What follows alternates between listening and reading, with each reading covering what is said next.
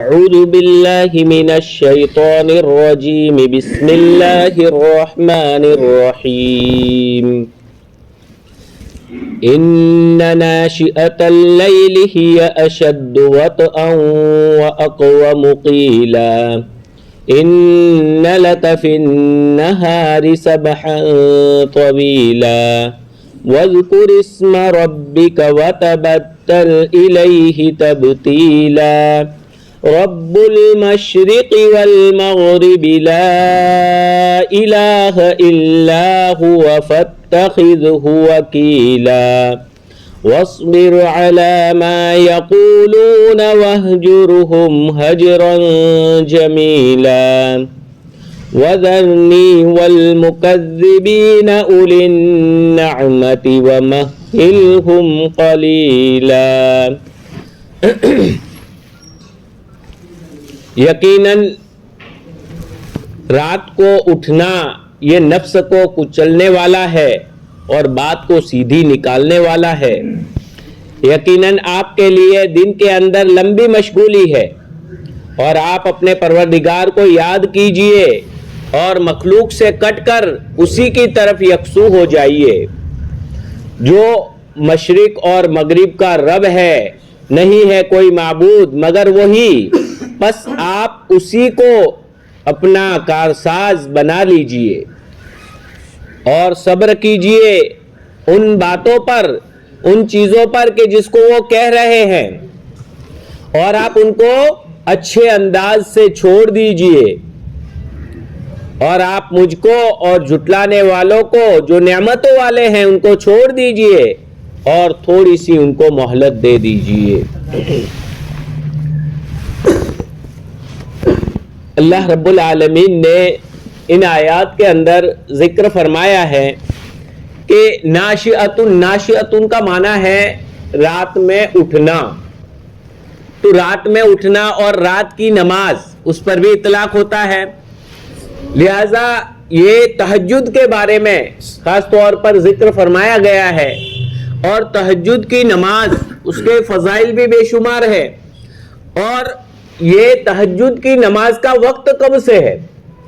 تو یہاں پر ناشئۃ اللیل، بعض مفسرین کرام نے اور بعض صحابہ تابعین وغیرہ سے پوری رات یہ ناشئۃ اللیل کے اندر داخل ہے، گویا جب بھی کوئی نماز پڑھیں گے تو یہ اس میں داخل ہے، لیکن بہت سارے صحابہ کرام اور مفسرین کرام سے رات کا آخری حصہ بھی منقول ہے اور اسی پر اکابرین کا عمل بھی ہے۔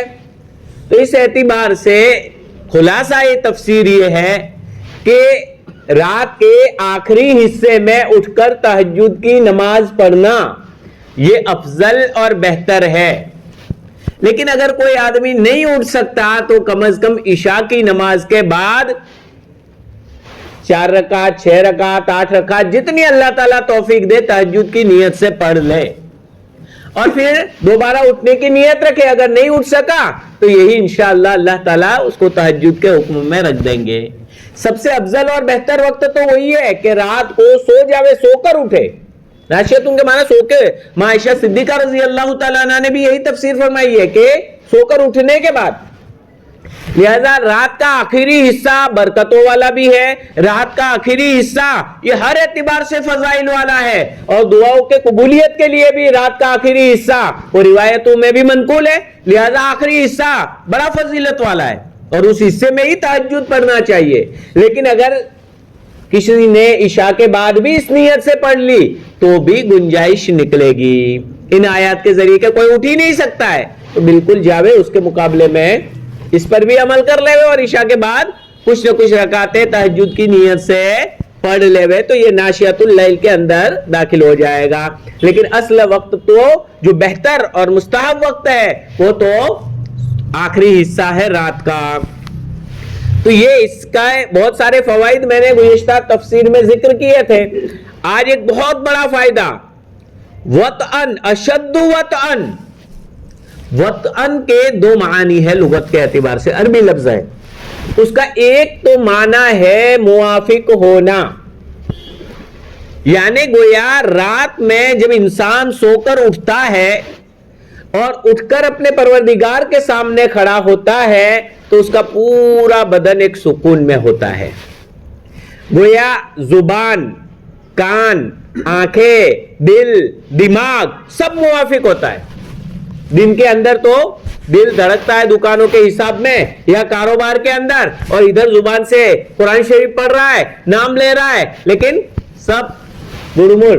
اور یہ رات کا جو وقت ہے، صبح میں جو اٹھے گا تو چونکہ سکون سے نیند لے کر اب اٹھ رہا ہے تو اب دل، زبان، کان سب موافق اور یکسوئی کے ساتھ قرآن کریم کو اچھی طرح سے پڑھ سکتا ہے، اللہ تبارک و تعالیٰ کے ساتھ متوجہ ہو سکتا ہے. تو ایک تو تفسیر یہ کی گئی ہے، تو گویا یہ وَأَقْوَمُ قِيلًا بات کو بہترین انداز سے نکالنے والا ہے، یعنی قرآن بھی تم اچھے انداز سے پڑھ سکو گے اور دعا بھی اچھے انداز سے کر سکو گے، اللہ تبارک و تعالیٰ سے اچھے انداز سے مانگ سکو گے. تو یہ وہ وقت ہے. دوسری تفسیر، دوسرا معنی یہ اشد وطئن، وطئن کے معنی ہے کچلنا. دوسرا معنی یعنی گویا یہ رات کو اٹھنا یہ نفس کو کچلنے والا ہے. ساری برائیوں کی جڑ جو ہے اور انسان کو برائی کی طرف لے جانے والا ہے وہ نفس ہے.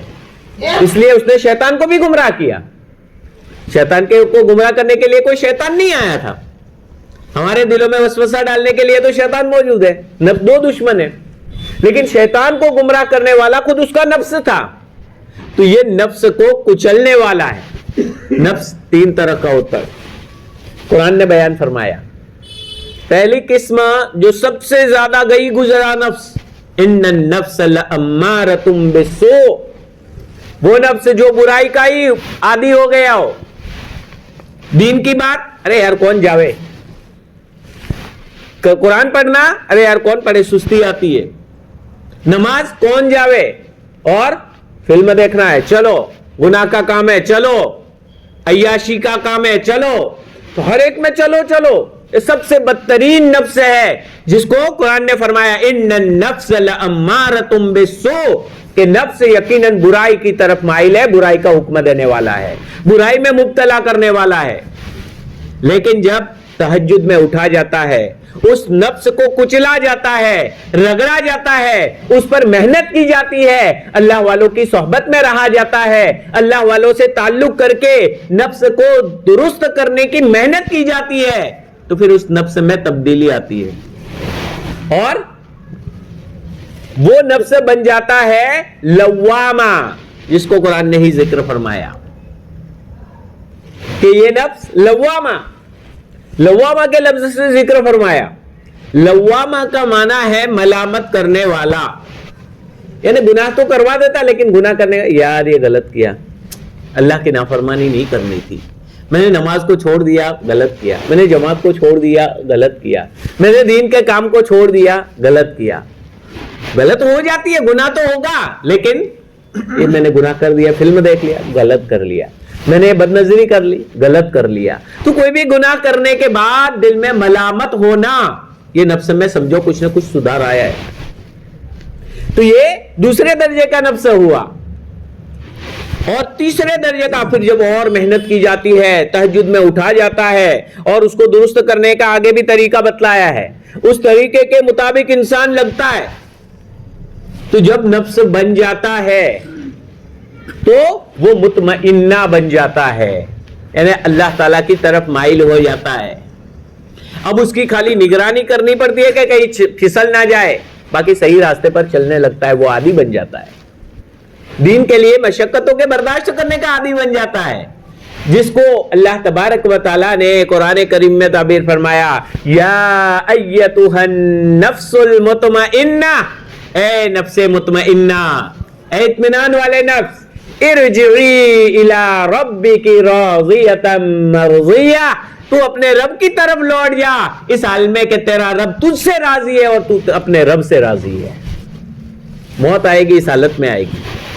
اگر نفس کو مطمئنہ بنا لیا ہم نے تو بس موت کا آخری وقت میں یہی، ارے تیرا رب تجھ سے راضی، تو تیرے رب سے راضی، دونوں آپس میں راضی. اور عاشق اور معشوق کا جب ملن ہوتا ہے اپنے محبوب سے جب ملنے جانا ہوتا ہے، آمنے سامنے محبت ہوتی ہے، اور جب اس کو دیکھنے کے لیے اور ملنے کے لیے جانا ہو تو کیا طلب ہوگی؟ ارے موت کی سختی کہاں سے محسوس ہوگی؟ کیونکہ اپنے رب سے ملنے جانے کی ایک تمنا ہے اور رب ہم سے خوش ہے. تو یہ محنت، لیکن اس کے لیے محنت. تو یہ محنت کا ایک طریقہ یہ مطلب ہے کیا کہ رات کو اٹھنا، ان ناشئۃ اللیل، رات کو اٹھنا، ہی اشد وطئن، وہ نفس کو بہت زیادہ کچلنے والا ہے. دوسری چیزوں سے بھی کچلا جاتا ہے لیکن بہت زیادہ کچلنے والا. کیوں؟ میٹھی نیند میں سو رہا ہے، اٹھنا پڑ رہا ہے.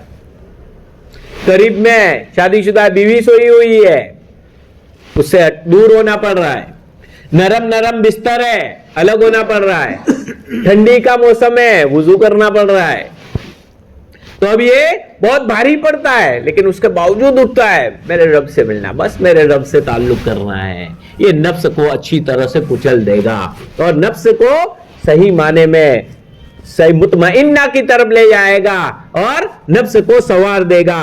وَأَقْوَمُ قِيلًا، اور جب نفس سور جائے گا تو اس کی زبان سے بات بھی صحیح نکلے گی. جب اپنا نفس بن جاتا ہے، دل پر محنت ہوتی ہے، نفس ہو گیا تو اب جو بات کرے گا تو وہ بات اچھی نکلے گی. وہ دوسرے کو نصیحت بھی کرے گا تو اس کا منشا میں کیسا بتلا رہا ہوں میں یہ نہیں ہوگا، بلکہ اس کا منشا یہ ہوگا میں اپنے رب کے دین کو اس بندے تک پہنچاتا ہوں. تو یہ صحیح ڈھنگ سے اس کی زبان سے بات بھی نکلے گی.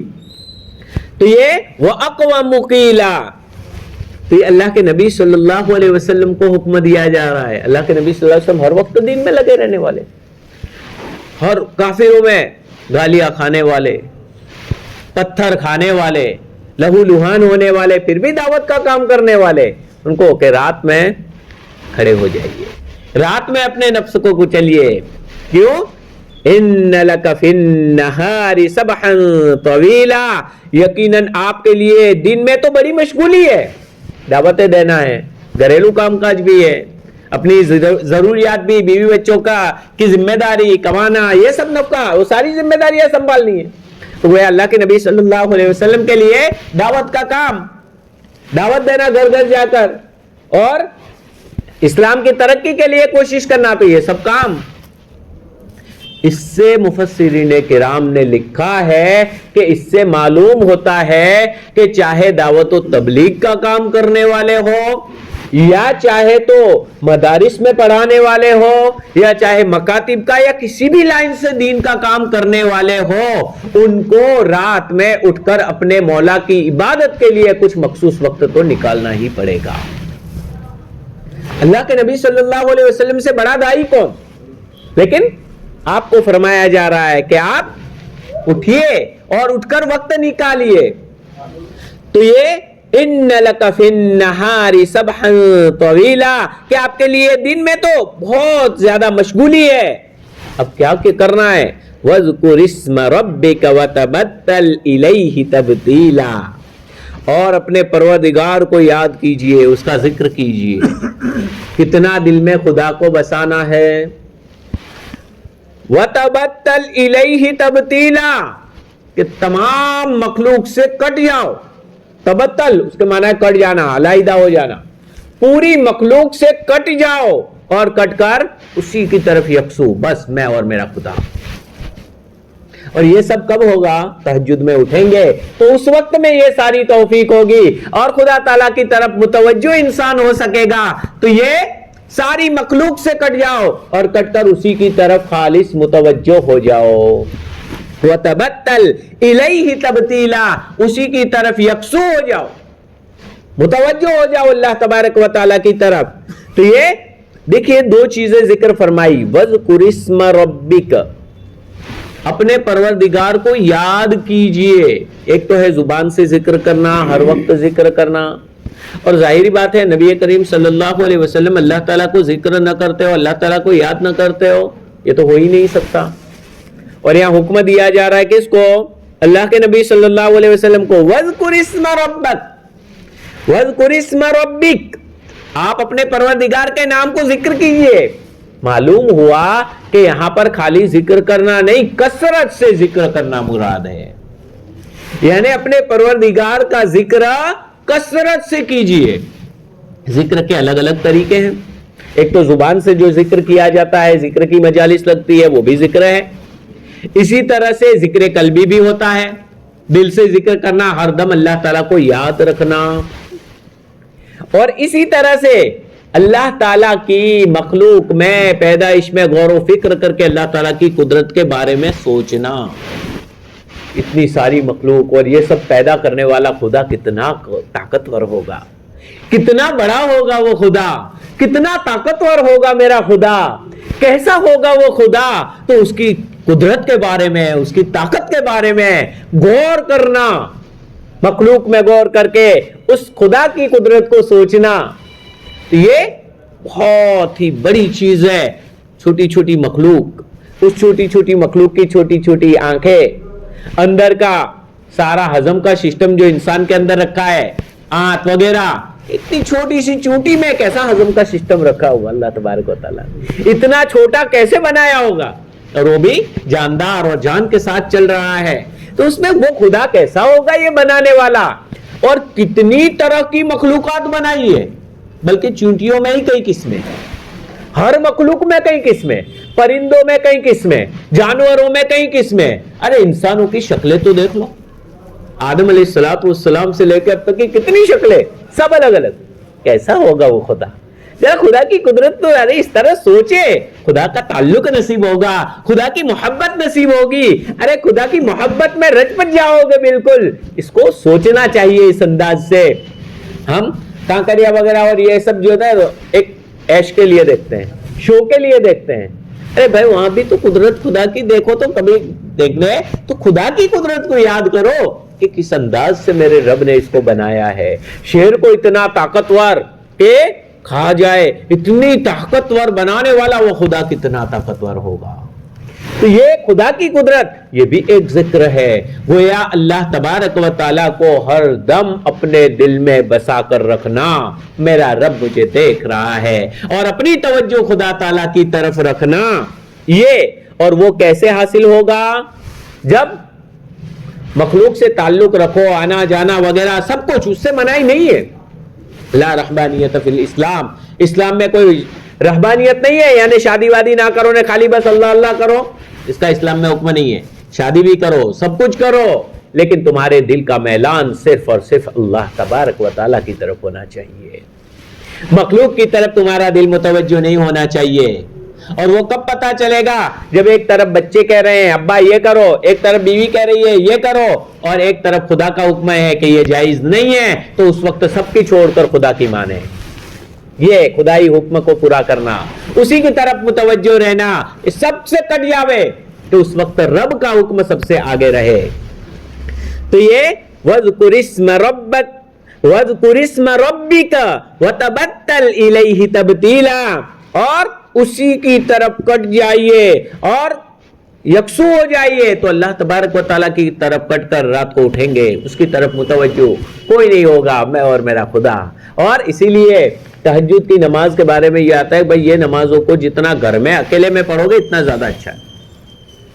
تو مسجد میں پڑھنا ناجائز نہیں کہہ رہا ہوں میں, پڑھ سکتے ہیں مسجد میں بھی, لیکن گھر میں اپنے کمرے میں اکیلے ہوں گے نہ پڑھیں گے تو اللہ تعالیٰ کا تعلق اور زیادہ نصیب ہوگا, تو یہ زیادہ بہتر ہے. تو یہ اٹھ کر اس وقت اللہ تعالیٰ سے جڑ جاؤ, اور جڑ جاؤ گے, محنت کرتے جاؤ گے, تو آہستہ آہستہ ہر وقت تمہیں اللہ تبارک و تعالیٰ تمہارے دل میں جم جائے گا اللہ کا نام. اور اللہ تبارک و تعالیٰ میرا رب ہر وقت. بعض اللہ والے باتیں کرتے تھے مل کر, بلکہ اشعار کی مجلس لگتی تھی, شعر و شاعری بھی کرتے تھے, جائز شعر و شاعری, اور اس کے بعد پھر بات کرتے تھے کہ بھائی کوئی خدا سے غافل ہوا, تو کہتے نہیں, خدا تعالیٰ کی طرف ہمارا توجہ ہمیشہ رہی. یعنی دوسری طرف باتیں وغیرہ تو بھی دل خدا تعالیٰ کی طرف مائل. یہ کیفیت یہاں دیکھیے, ذکر کو پہلے ذکر کیا اور وہ بعد میں ہوتا ہے, حالانکہ وہ کیفیت وَتَبَتَّلْ إِلَيْهِ تَبْتِيلًا پہلے کرنا پڑے گا, کٹ کر اسی کی طرف متوجہ پہلے ہونا پڑے گا, تب جا کر خدا کی یاد دل میں پیدا ہوگی. لیکن چونکہ ذکر اللہ کی بہت اہمیت ہے تو اس کو پہلے ذکر کیا اللہ تبارک و تعالیٰ نے, کہ اللہ تبارک و تعالیٰ کو یاد کرنا اور کثرت سے یاد کرتے رہنا.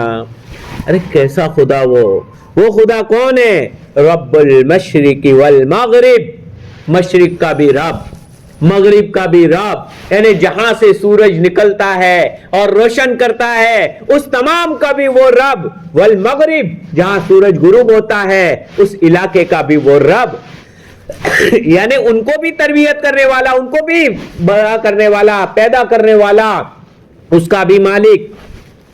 لا الہ الا ہو، نہیں ہے کوئی سوائے اس کے، کوئی معبود نہیں اس کے سوا، صرف ایک اللہ معبود ہے، عبادت کے لائق وہی رب ہے۔ فاتخذہ وکیلا، آپ اسی کو اپنا کارساز بنا دیجئے، فلانی مخلوق سے میرا کام نکل جائے گا، فلانے سیٹ صاحب سے کام نکل جائے گا، فلانے بادشاہ سے کام نکل جائے گا، کوئی کام نکالنے والا نہیں ہے۔ رب کی طرف مائل ہو جاؤ، 2 رکعت پڑھ کے اللہ تبارک و تعالیٰ سے مانگو اور اسباب کو اختیار کرو، انشاءاللہ اللہ تبارک و تعالیٰ سارے کام آسان فرما دیں گے۔ وہ کام نکالنے والا ہے، سچے دل سے اس کو ہم نے پکڑا نہیں ہے، سچے دل سے اسی کی طرف مائل ہو جاؤ، پھر وہ تمہارے کام غیبی انداز سے نکال دے گا۔ تو فاتخذہ وکیلا، وہ جب مشرقوں کا رب، مغربوں کا رب، پورا ہر وقت جگہ کا رب اور وہی صرف معبود ہے، فاتخذہ وکیلا، اسی کو کارساز یعنی کام بنانے والا، اس کو تم اپنا کام بنانے والا بنا دو کہ میرا کام بنانے والا میرا رب ہے، بس دل سے میرا کام پورا کرنے والا، میرا سب کچھ یہ کرنے والا، مجھے کھلانے والا، پلانے والا، سب کچھ کرنے والا میرا رب ہے۔ اور جتنا بھی چاہے وہ رب کو مانتا ہو نہ مانتا ہو، اندر کی سسٹم وہ رب چلاتا ہے، اور جب پکڑ لیتا ہے تو کوئی کچھ نہیں کر پاتا، جب بیمار ہو جاتا ہے، جب بیماری آ جاتی ہے کچھ نہیں کر پاتا، بڑے سے بڑے ڈاکٹر بھی فیل۔ وہ بیچ میں آیا تھا کہ ہارٹ کا اسپیشلسٹ، بڑا ڈاکٹر، وہی ہارٹ اٹیک میں گیا، اتنا بڑا ماہر اور اسی کا، اور وہ بھی اپنے آپ کو نہیں بچا سکا۔ تو گویا کوئی مخلوق سب اسباب کے درجے میں ہیں، وہ کوئی کچھ طاقت والا نہیں ہے، طاقت والی ذات صرف اور صرف اللہ رب العالمین کی ہے۔ تو آپ اسی کو اپنا کارساز بنا لیجئے، اپنا کام بنانے والا بنا دیجئے۔ وَاصْبِرْ عَلَى مَا يَقُولُونَ، مشرکین مکہ دعوت دیتے تھے، طرح طرح کی تکالیف پہنچاتے تھے، اس پر اللہ تبارک و تعالیٰ فرماتے ہیں کہ جو یہ مشرکین کہتے ہیں اس پر آپ صبر کیجئے، دھیان مت دیجئے باتوں کا، اپنا دعوت کا کام ہے دعوت دے دینے کی۔ اس لیے کوئی اجڑ بھی ہو نا، اس کو بھی دعوت چھوڑ نہیں دینا ہے، دعوت دینا ہے، لیکن دعوت دے کے جو وہ اپنوں کو ڈانٹ دے الٹا سیدھا کہہ دے خاموش، جواب نہیں دینا ہے اس کا، اپنا دعوت کا کام، اس وقت چلے گئے، دوسرے وقت آ کر اچھے انداز سے سمجھایا، دعوت دی، بس دعوت کا اپنا کام ہے۔ تو وَاصْبِرْ عَلَى مَا يَقُولُونَ، وہ جو کہتے ہیں اس پر صبر کرو، لیکن چھوڑ نہیں دینا ہے، صبر کر کے کام چالو رکھنا ہے، کام کرتے رہو تم، امید اللہ تعالیٰ کے ہاتھ میں، ہدایت اللہ تعالیٰ کے ہاتھ میں، تم کام کرتے رہو۔ وَهْجُرْهُمْ هَجْرًا جَمِيلًا، اس لیے یہاں وَهْجُرْهُمْ اتنا ہی نہیں فرمایا کہ ان کو چھوڑ دو، بلکہ وَهْجُرْهُمْ هَجْرًا جَمِيلًا، بہترین انداز سے چھوڑ دو۔ مطلب وہ جو تکالیف پہنچائے اور برا بھلا کہے تو تم بھی ان کے سامنے اس طرح برا بھلا مت کہنے لگو، ان سے الجھو مت، ان سے الجھنے مت لگو۔ دائی دعوت کا کام کرنے والوں کے لیے بہترین رہبری ہے کہ کوئی بھی سامنے الٹ سلٹ بولے ان سے الجھو مت، جھگڑا مت کرو، بس بہترین انداز سے ان کو حق بات پہنچا دو، حق بات پہنچاتے رہو، بار بار پہنچاؤ، بار بار دعوت دو، اور جو بھی کہہ رہے ان سے مت الجھو، صبر کر لو۔ تو یہ اللہ تبارک و تعالی یہاں پر حکم دے رہے ہیں اللہ کے نبی صلی اللہ علیہ وسلم کو کہ ان مشرک مکہ کی تکلیف وغیرہ پہنچانے پر صبر کیجئے۔ اللہ تبارک و تعالی ہم تمام کو ان تفسیر میں جو باتیں آئی ان پر عمل کرنے کی توفیق عنایت فرمائے۔